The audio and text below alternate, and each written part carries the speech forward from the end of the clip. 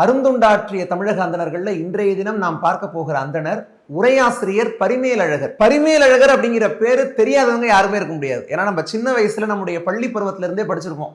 திருக்குறளுக்கு எழுதப்பட்ட உரைகள்லேயே மிகச்சிறந்த உரை அப்படின்னா யாரோடது அப்படின்னா பரிமேலழகர் உரை அப்படிங்கிறத நம்ம எல்லாருமே படிச்சிருக்கோம்.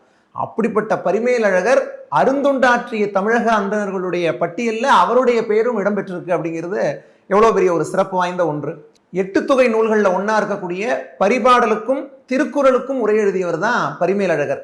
பரிமேலழகர் காஞ்சிபுரத்தில் இருக்கக்கூடிய உலகளந்த பெருமாள் கோவிலினுடைய அர்ச்சக பரம்பரையை சார்ந்தவர். இவர் வைணவ சமயத்தினர். அதே மாதிரி இவர் காஞ்சிபுரத்தை சேர்ந்தவர் அப்படிங்கிறத நம்ம எப்படி உறுதிப்படுத்திக்கலாம் அப்படின்னா, தொண்டை மண்டல சதக பாடல் ஒன்று இருக்கு. அந்த பாட்டில் ஒரு வரி வரும். என்ன வரி அப்படின்னா, திருக்காஞ்சிவாழ் பரிமேலழகன் வள்ளுவர் நூற்கு வழிகாட்டினான் தொண்டை மண்டலமே அப்படிங்கிற அந்த வரிகள் மூலமா அவர் காஞ்சிபுரத்தை சேர்ந்தவர்ங்கிறத நம்ம தெரிஞ்சுக்கிறோம். பரிமேலழகருடைய ஒவ்வொரு உரையையும் நம்ம படிச்சா அவருடைய புலமை திறன் அப்படிங்கிறது எப்படிப்பட்டது, எந்த அளவுக்கு அவர் விரிந்த புலமை திறம் கொண்டவர் அப்படிங்கிறத நம்ம தெரிஞ்சுக்கலாம். இன்னும் சொல்ல போனா அவருடைய உரை நூல்கள் எல்லாத்துலயும் நீங்க பாத்தீங்கன்னா சமஸ்கிருத மொழி நூல்கள்ல இருக்கக்கூடிய செய்திகளை அவர் கொடுத்திருப்பாரு. அது மூலமா இவர் தமிழ்ல மட்டும் பாண்டித்யம் பெற்றவர் கிடையாது, பரிமேலழகர் சமஸ்கிருதத்திலையும் ஆழங்காற்பட்டவர்ங்கிறதையும் நம்ம புரிஞ்சுக்கலாம். தமிழ் இலக்கண இலக்கிய நூல்கள் எல்லாத்திலையுமே ஆழமான பயிற்சி பற்று கொண்டவர் தான் பரிமேலழகர்.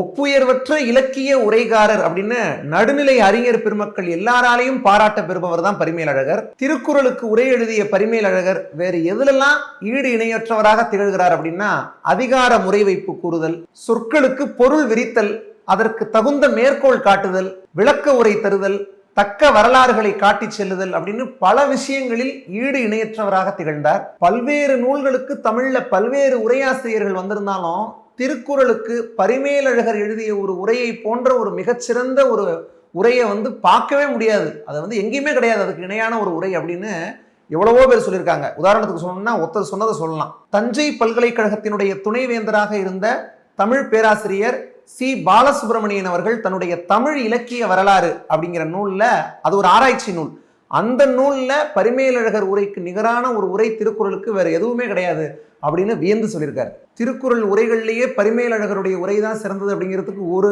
வெண்பாவை உங்களுக்கு உதாரணமா சொன்னா போதும். பாலெல்லாம் நல்லாவின் பாலாமோ, பாரில் உள்ள நூலெல்லாம் வள்ளுவன் செய் நூலாமோ, பாரில் பறித்த உரையெல்லாம் பரிமேலழகன் தெரித்த உரையாமோ தெளி அப்படிங்கிற வெண்பா இதுக்கு ஒரு மிகச்சிறந்த ஒரு சான்று. அப்படிப்பட்ட உரையாசிரியர் பரிமேலழகர் தமிழுக்கு உரைக்கு செய்திருக்கக்கூடிய மிகப்பெரிய அருந்தொண்டை உங்களோடு பகிர்ந்து கொண்டதில் மிகுந்த மகிழ்ச்சி. இதே மாதிரி அருந்தொண்டாற்றிய தமிழக அந்தணர்கள் ஒவ்வொருத்தருடைய வரலாறையும் தொடர்ந்து பேசுவோம். நன்றி.